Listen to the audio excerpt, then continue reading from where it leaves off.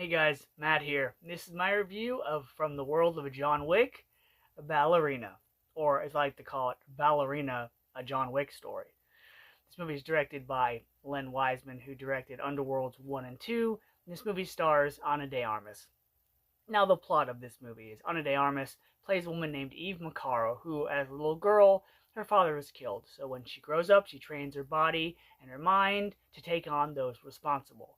Now, when I first saw a trailer to this movie, I was like, awesome. We're getting something from the world of John Wick. I like the John Wick movies. I like the show The Continental. It all feels like it's part of this world of criminals, rules, consequences, that kind of thing. So I was excited to see this. And Ana de Armas is really good in everything she's in. She's quite attractive, but I knew this was going to have the John Wick action and the John Wick.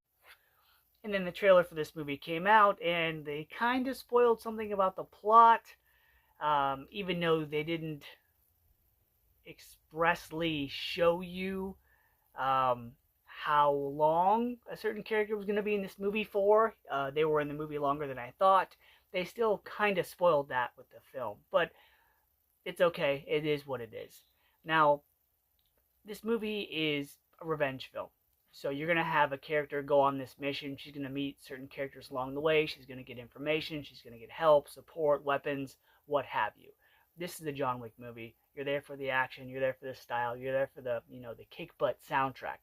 Now, this was directed by Len Wiseman, who did the Underworld films, and you really couldn't tell because there was nothing in this movie that had that specific style in it because, let's face it, all four of the John Wick movies, they kind of feel the same. You have, colorful lights, you have stylized action, the music, the headshots, that kind of stuff. This movie did do a couple things differently, where each scene, each setting had a particular moment.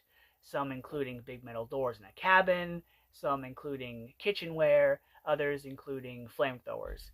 A lot of scenes had a specific moment that made you go, oh, this is different, this is unique, which I liked about this movie. Now, there are some aspects of this film where characters pop up that you don't expect. Some characters are nice additions, others are like, well, that kind of came out of nowhere, but it adds to the story, adds to the plot, so I'm okay with it. We got a couple characters in this film that felt a lot like the Halle Berry cameo in John Wick 3, where you're like, alright, it's kind of cool to see, Eve Macaro team up with this person or get assistance from this person because it adds to the dynamic of her character, her past, and where things are going to go. Supporting characters in this film, we get some traditional John Wick characters like Ian McShane as Winston. We get a nice appearance from Lance Reddick as the concierge once again. We even get Angelica Houston back as the director or the person in charge of the Romaruska, the Russian kind of group. And then we also get side characters. We get Norman Reedus makes an appearance, as well as Baba Yaga himself, John Wick, which is nice to see. Gabriel Byrne plays the villain in this movie, and he's okay. I mean, I like Gabriel Byrne, but here, he just kind of plays like the villains in these movies. They're not very, tough.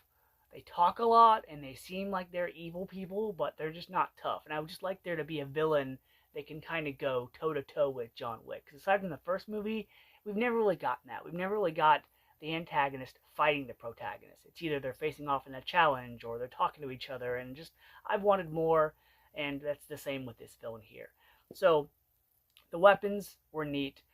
It kind of gets to a point after a while where, even though Ana de Armas does get beat up at some portions of the movie, she does get, takes her lickings. A lot of it is, walking through a corridor, headshot, headshot, headshot. So after a while, it does become kind of like just visual noise. But this movie is unique enough to where it keeps you interested. The movie felt kind of long in the sense that in the third act, she goes to visit this small town, village, if you will. And there's parts where she gets there, she fights some people, then she's confronted with someone, there's talking, and then there's more action, and then there's more talking. And I just felt a lot of those scenes could have been, edited, reduced, or even taken out because there's a lot of talking, running away, fighting, action, leading right back to where you started. This movie also has stuntman Greg Bernhardt in this, which was nice to see. He was in the first John Wick movie, played a different character. He was a henchman in the club. So it's nice to see him show off his skills once again in this movie. So the sets were unique. There's something they do in this movie that I've always been curious about. I'll just say it's something involving the vendors, the people that they go to that have all the guns and ammunition. Something happens with one of those people where I'm like, all right, this is nice to see, because you think in a world like this that would occur more often. That's all I'm going to say. But this is a movie in the world of John Wick. So if you're going in for a John Wick movie, then you'll be pleasantly surprised. If you're going in for storyline, for dialogue, for exposition, you're not going to get a whole lot of that, because the story here is not very strong. You're there for the action.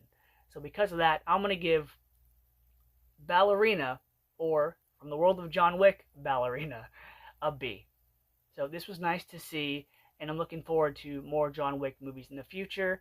By the way, this movie does establish a timeline of when it takes place. It takes place before John Wick's 3 and 4. So his appearance doesn't really spoil anything considering what happened in John Wick 4. So until next time, guys, see ya.